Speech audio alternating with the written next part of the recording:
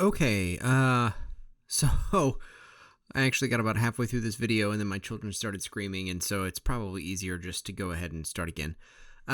Anyway, this is a series of videos that we're doing where we look at a specific paper that one of you has volunteered, and in so doing, we try and basically look at all the things that should be changed before it's submitted. And I think it bears mentioning that the standard that I am going to hold these papers to in these videos is, again, much higher than the standard that I will have looking at your papers when I'm grading them. I'm going to look at these as papers that, like, I'm trying to fix for publication. Not that anyone asks me to do that, but there you go. Versus trying to just grade at a first year writing English, 1101 or 101 or 1102 or 102 type of level. There's a difference between those things, and so we're just going to look at it from those perspectives. So immediately off the bat, let's talk about a few things formatting-wise that this paper does right. So we've got a standard MLA heading.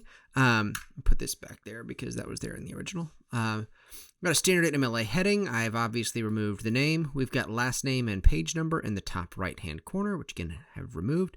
One note here, this should be the due date, not the date it was begun. I think probably around 2006 or 7. College professors realized everybody just lied about this and backdated it anyway.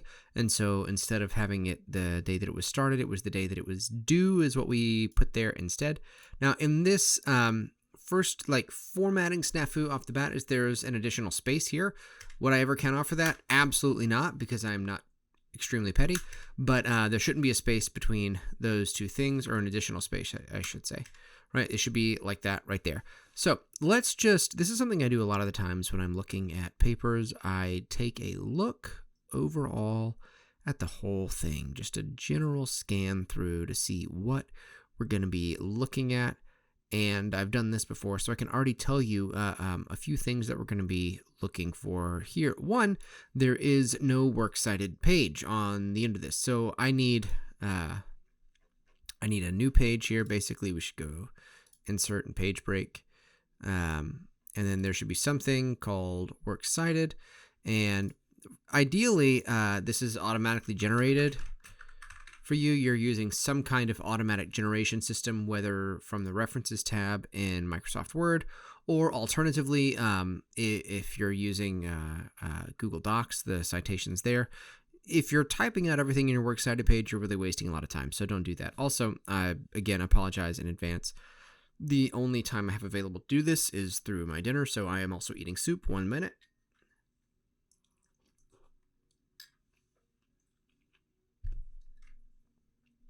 And not to pat myself on the back, but it's pretty good soup. Okay. Another thing visually that we're seeing here, these first few paragraphs, let's take a look. So this paragraph, pretty good length. And the second paragraph, also pretty good length. And the third paragraph, also a pretty good length. That said, all of these three paragraphs and the following paragraphs tend to either stay the same length or get a little bit longer. One of the things that we've talked about in class about sentences expanding and contracting, longer sentences, shorter sentences, medium sentences, that sense of flow that comes from varying your sentence length also applies to your paragraph length. And so you don't just want all of your paragraphs to register at 3/4 of a page, basically, which is what happens here until we get into these paragraphs that are actually just like these big old mammoth paragraphs, right? Like this right here there's a page break in the middle, but if there weren't, that would be over a page. Same thing here, I believe. Yep, this is a very long one. We've got a hanging indentation, which is formatted almost 100% correctly, with the exception of not needing this last name here because it's mentioned here. So yeah, if you mention the author when you're doing the in-text citation, at the end you just do the page number. But that's a very long paragraph, and then here another super long paragraph, right? When your reader is looking at these things, what they're going to be doing is chunking information. And so if all you have are paragraphs, and that's where we basically end. We can just go back to the very end here. If all you have is information that is roughly a page long, maybe even longer, then that's a lot of information for your reader to kind of contain in their mind as they're going forward, right? And also, we really should see a works cited page here. We have clearly in-text citations, so we need to see a works cited page. There's one strange citation I wanted to call attention to as well, if I can find it here. It really stands. This one. I don't know what's going on here, but clearly something is not on the, let's see, 100,000 million. Wait, let's do 100,000 million, billion, trillion. Are we up to like 233 trillion or 2 quadrillion pages, right? Like this is more pages than could exist in the universe, I think. So I don't know what's going on here. Watch out for stuff like this just because it sticks out. And I can't check it because, again, no works cited page. Okay, so that's the formatting stuff that I would be looking at here. If I'm looking at this from, like, I'm going to take it to publication standpoint, I'm not happy. If I'm looking at this from I'm grading this for a first-year writing class, I'm really happy, right? This is somebody that clearly knows how to do all of the various things they need to do for citations, for formatting, right? This is pretty good formatting stuff. Paragraphing needs work, obviously, but overall, I'm pretty happy so far if I'm grading this. Bite of soup, 1 second.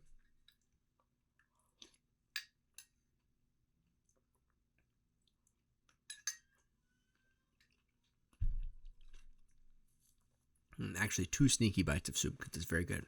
All right, let's look at the first paragraph. Let me just read this out loud. Throughout my life, I never considered that the government would have such an interest in what I did. Not until I was in 4th grade watching the news and saw that gay marriage was just legalized. Not until I was 12 and went to church and saw signs pleading for the government to save the children. Not until I was 14 and started getting into politics did I start realizing how much the government affects me. This year, on June 24th, Roe v. Wade was overturned by the Supreme Court after former President Donald Trump appointed 3 justices. This ruling has put the highly controversial practice of abortion in the state's hands. What some see as a simple medical procedure, others see as murder. Abortion was previously ruled on in 1973. It took conservatives less than 50 years to get that ruling overturned. In other words, it took conservatives less than 50 years to take back control over a woman's body. This paper will discuss the history of abortion, the impacts of Roe v. Wade being overturned, pro-life versus pro-choice, and what this will mean for women's health. Okay, let's start here at the end. This is a pretty clearly defined thesis statement, but this is a lot.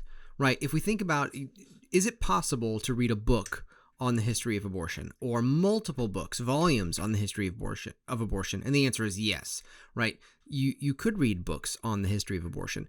Is it possible to read a book on the impact of Roe v. Wade being overturned? Yes, such books exist. Pro-life versus pro-choice, again, and implications for women's health, again. This is just so much ground to cover. Right, this is a very big promise for a paper that is currently less than 3,000 words and that we're hoping to cut down, right? And so my initial concern looking at this based on this thesis statement is that we're trying to cover too much ground. We're trying to do too much. And based on the rest of this paragraph, my fear is that what we're going to be relying on is a shared sense of a shared politic, right? So there's some clear relationships that I think if you agree with the author on these positions are very clear. And, not to, how much trouble do I feel like getting in? Whatever. So I do tend to agree with the author, right? I tend to agree with the author on the overturning of Roe v. Wade as an egregious error. I think that it's an overstep of political, authority. I think that the court is legislating from the bench. I think there's all sorts of problems. I think the author and I would probably agree, 95% on all of these issues. That said, the author doesn't know that about me necessarily, right? And certainly if this is to a generic audience, the author also doesn't know that. And so when we look at let's do it right. Let's do it right here. This is the section that's really relying on agreement between the author and the audience, that the author is assuming but does not know, right? So first, there's this relationship between after former President Donald Trump appointed 3 justices, right? The claim here is that Donald Trump appointing these justices, he appointed partisan justices and had those approved, And that is why Roe v. Wade was overturned. Do I agree with that claim? Yes, I do. I do agree with that claim that it's the partisan nature of these judges, and in fact, a violation of the separation between church and state on the part of some of them, that Roe v. Wade was overturned, right?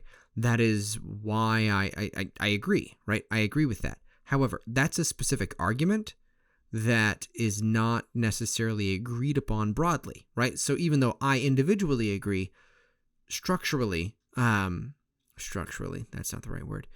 As generally speaking, not everybody does agree. In fact, you know, roughly 50% of the population, 49%, disagrees with this take, right? And so we have to ask ourselves, who's our audience here? If our audience is the 51+% of people who already agree with the inherent conclusion that the overturning of Roe v. Wade is wrong, and in fact, that number is actually higher specifically for Roe v. Wade. But if we're just going left versus right, if our audience is those people, then already we're kind of out of a reason to write the paper, which again, this is not I want to reiterate, I think this is a very well done first year writing paper. I think it's an excellently written first year writing paper, and I think it's just generally well done. So this is my critique is harsher than it would be normally, right? Don't think that I'm just saying like this person did a bad job. This person did a great job. But this section right here already takes me kind of out of it because I'm going, who is this for?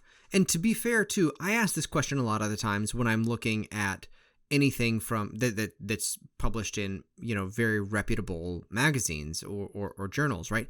I ask this question of who is this for? And oftentimes it seems to be that it's only for people who would already agree. And even though that may be something that professionals fail at frequently, of only writing for people with whom they agree or who already agree with them, I do think it's something to watch out for. It's not great that our target audience is people who agree with us, which this kind of reveals, right? This ruling has put the highly controversial practice of abortion in states' hands. Let's do this. States. Oh man, where's my apostrophe? I've got this weird new keyboard. There we go. We've got the plural of states, more than one state's individual hands. We see what some see as a civil medical procedure, others see as murder. Good. Abortion was previously ruled on in 1970. This stands out to me as a sentence that doesn't stand on its own in connection with the rest of this paragraph, right? It just doesn't provide sufficient information to really be a sentence on its own. So what I would probably do is, while abortion was previously ruled on in 1973, comma, and then we could say it took conservatives 50 years to get the ruling overturned. And I would actually, so it took, it's a pretty vague subject. And so what I would probably do here is say, while abortion was previously ruled on in 1973, conservatives overturned that ruling in less than 50 years. So what we've done here is we've taken a more realistic or a more real, a more substantive and embodied subject and place that in our subject position. And then our verb becomes overturned. And so instead of it took, which is a really vague subject-verb pairing, it becomes conservatives overturned. And then I would do the same thing here, right? This in other words, is too close to the original. And so I would do something like this, or in less than 50 years, taking control of women's bodies. So this needs revision, but that's how I would approach that here, as opposed to the two separate sentences with the repeated phrasing. This paper will discuss the history of abortion, the impacts of Roe v. Wade being overturned, pro-life versus pro-choice, and what it will mean for women's health. Now we're back again to this thesis statement that promises too much. I haven't read this entire paper thoroughly, but it might be fine just to delete this entirely, right? Because that promises a whole lot, but if we get rid of it, this is a fine introduction. This introduction, it doesn't have any egregious problems or anything. It's just kind of like a generic history of abortion. Oh, I did want to talk about this right here because I think this section breaks down too. Now, I like what the author is doing here with not until, not until, not until. This repetition is it's a pretty common sort of rhetorical tactic to repeat something. It's got a nice sense of rhythm to it. It's good. It's persuasive. It's engaging.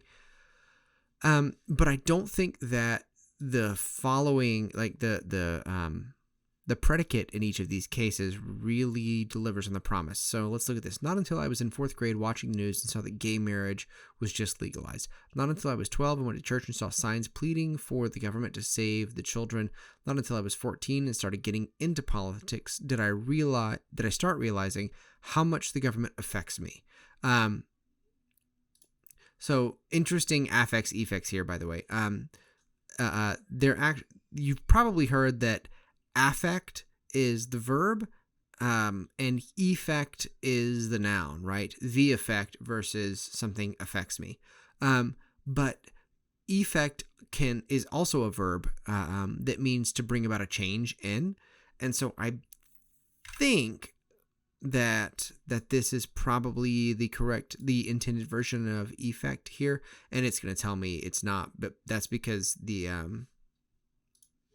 grammar checker doesn't know that effect can be used that way. But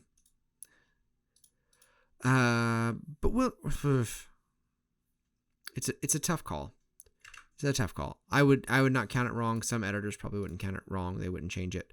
Some sticklers probably would.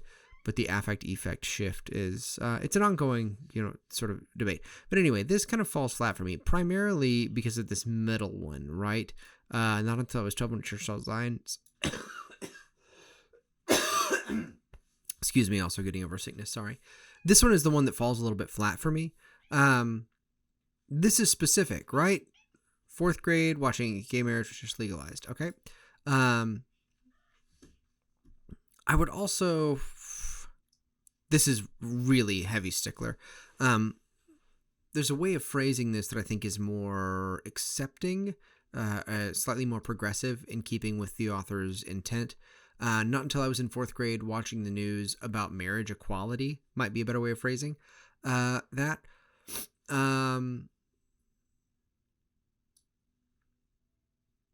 don't know. And then this one doesn't seem to fit the list either, right? 14 and started getting into politics. We've got specific event, generic event, and then non-event, right? And if you want to look at let's just assume that the author is 20. And so it goes back to 2002. If you want to look at major governmental changes from 2002 until now that have affected individual rights, there's a laundry list of things to look at, right? The very early one would be like the Patriot Act, right? Which you guys probably don't remember. This is a huge deal and a huge violation of human rights and civil liberties. But and marriage equality being one of them as well. There's been a laundry list of things that we could choose from. And I think this as an intro, the not until process would work a lot better if each of them were a bit more specific. Anyway, that's a really nitpicky thing. I think that the rhetorical structuring of this repetition here is much beyond what I would expect for a traditional first-year writing paper. It's got a serious ear for language. It's really good. But the predicate of each of these sentences kind of falls flat. Okay, let's move on to the next one before I run out of time too quickly and take a sip of soup. Hold on.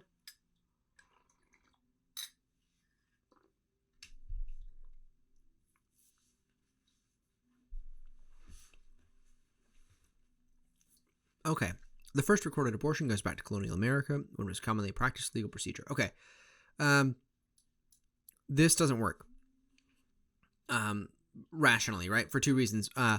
One, the first recorded abortion goes back way before colonial America. We have biblical examples of how to perform an abortion, right? And so it goes back several thousands and thousands of years. It's not a super complicated procedure, and so it definitely goes back thousands and thousands of years to some of the early pieces of recorded history, right? And so fundamentally, I don't think the source probably says this, right? This Henderson source, I don't think it says that. It may be the first recorded abortion in the United States, right? For colonists in the United States. I think that's probably true, but it's probably not the first recorded abortion, right? And then the second thing is that it says it was a commonly practiced legal procedure. If we know it was commonly practiced, then it was probably recorded prior to when it was commonly practiced, right? And so there's an issue with the citation here. There's something that Henderson is saying. I assume Henderson is not saying that this is true. So there's a sort of rational, logical fallacy there. The only thing they tried to govern about abortions were the poisonous side effects of the at-home medicines. This is vague, right? I know this means the government, I would assume, anyway. Or we might say the only thing regulated, but this vague "they" sort of sticks out to me. It was not until the late 1800s that abortions started being politicized. The phrase quickening was becoming popular in the medical community, which refers to feeling the baby move in the Enlightenment. Okay, again, right here. So this is all good information that has the touch of some serious research, right? Because it was seen historically as the quickening was the moment when there was a transition from just sort of like fetal material into living thing. Oh goodness, hold on.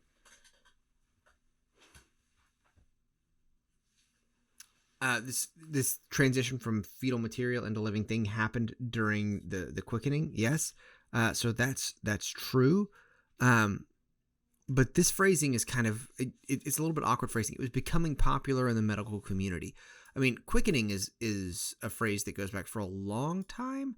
And I'm not sure about that choice of saying it was becoming popular in the medical community at this time. There may be a more direct, informative way to say that.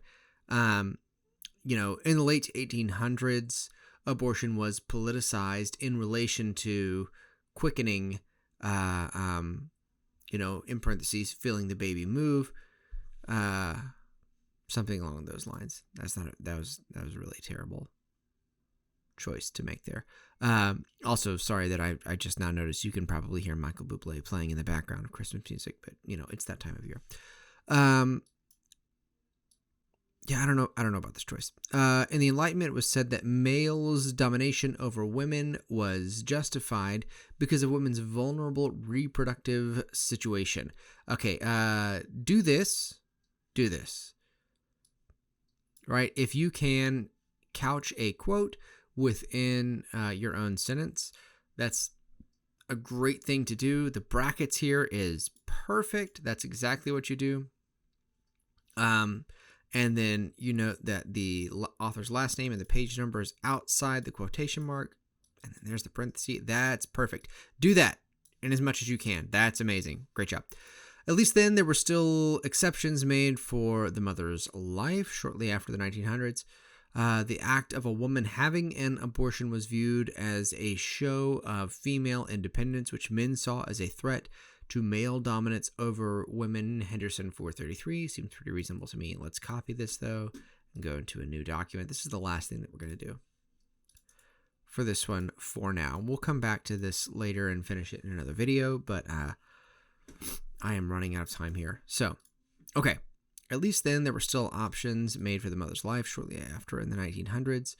The act of a woman having an abortion was viewed as a show of female independence, which men saw as a threat to male dominance over women. Okay.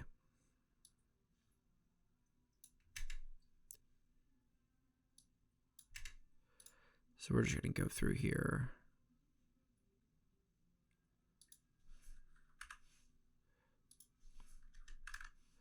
The act of a woman having an abortion was viewed as there's got to be a more economical way of saying that.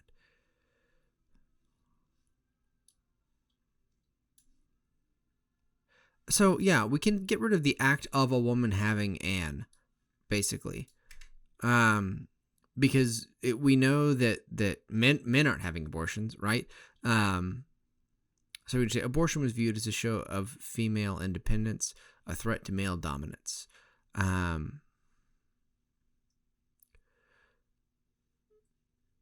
we can probably bring this together shortly after in the 1900s. Where were we before that? The phrase quickening between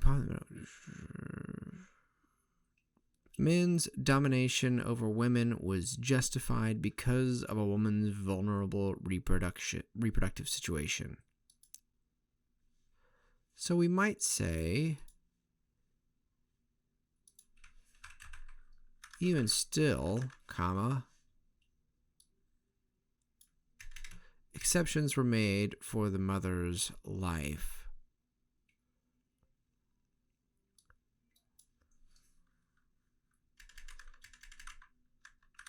However, abortion was viewed as okay, not perfect, but more economical than what we had originally, right? This is the kind of thing. Oops. Let's get back to the actual. There we go.